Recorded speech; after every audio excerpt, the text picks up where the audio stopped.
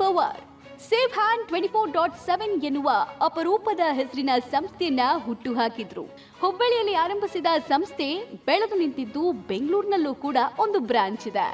ಬಡ, ಮಧ್ಯಮ ಹಾಗೂ ಅನಕ್ಷರಸ್ಥ ಮಹಿಳೆಯರ ಬದುಕಿಗೆ ಇವರು ದೇವರಂತೆ.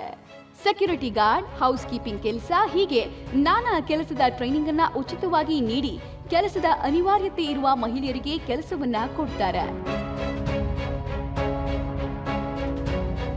2009ರಲ್ಲಿ ಆರಂಭವಾದ ಈ ಸಂಸ್ಥೆಯಿಂದ ಸಾವಿರಾರು ಜನ ಬಡವರು ನೆಮ್ಮದಿಯಾಗಿ ಜೀವನ ಮಾಡುತ್ತಿದ್ದಾರೆ.